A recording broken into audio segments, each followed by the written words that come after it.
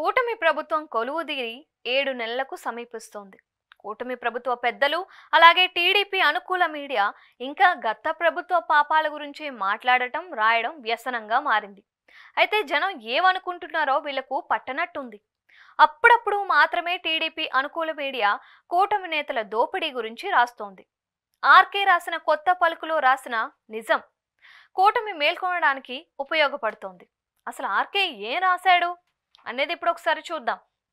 కడప జిల్లాలో విమానాశ్రయానికి సంబంధించిన పనులకు తమకే ఇవ్వాలి అంటూ స్థానిక ఎమ్మెల్యే అండతో ఎయిర్పోర్ట్ మేనేజర్ను కిడ్నాప్ చేయడాన్ని ఎలా చూడాలి? ఇలాంటి పనులు చేయడానికి అయితే ప్రభుత్వం మారడం ఎందుకు? హద్దు మీరుతున్న శాసనసభ సభ్యులను కట్టడి చేయడానికి పూనుకోని పక్షంలో ప్రజల్లో వ్యతిరేకత ఏర్పడకుండా ఉంటుందా? ఈ రాతలు వైసీపీ అనుకూల పత్రికలో వచ్చినవి కాదు.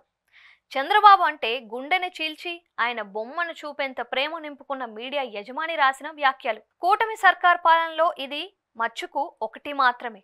ఏ నియోజకవర్గం చూసినా ఏమున్నది గర్వకారణం అన్న రీతిలో కూటమి ప్రజాప్రతినిధులు వాళ్ళ అనుచరుల దౌర్జన్యాలు యథేచ్ఛగా సాగుతున్నాయి.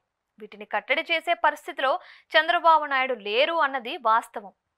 కేవలం 6-7 నెలల్లోనే కూటమి సర్కార్పై వ్యతిరేకత ఉండనే ఉంది అనే ప్రచారం తెరపైకి రావడానికి బలమైన కారణాలు లేకపోలేదు. దౌర్జన్యాలకు తోడు హామీలేవి నెరవేర్చకపోవడంతో జగనే మేలు అని జనం అనుకునే రాజకీయ వాతావరణం నెలకొంది. కానీ చంద్రబాబు, పవన్ కళ్యాణ్ గత ప్రభుత్వంపై విమర్శలు గుప్పిస్తూ ఉంటే జనం నమ్ముతారులే అన్నట్లు అనుకుంటున్నారు. జనం దగ్గర తమ ఆటలు సాగవని కూటమి నేతలు గ్రహించాల్సిన అవసరం ఉంది. గత ప్రభుత్వానికి కూటమి సర్కార్కు అప్పుడే జనం పోల్చి చూసుకుంటున్నారు. ఎవరెన్ని చెప్పినా ప్రజల్లో ఒక అభిప్రాయం ఏర్పడ్డాక మార్చడం ఎవ్వరి తరం కాదు. గతంలో ఎప్పుడూ లేని విధంగా చంద్రబాబు మాటను ఖాతరు చేయటం లేదు. అందుకే ఈ దుష్పరిణామాలు. లోకేష్ విషయానికి వస్తే తన పనిలో ఆయన నిమగ్నమయ్యారు. అసలేం జరుగుతుందో కూటమి పెద్దలకు ఇంకా అర్థం కావడం లేదు.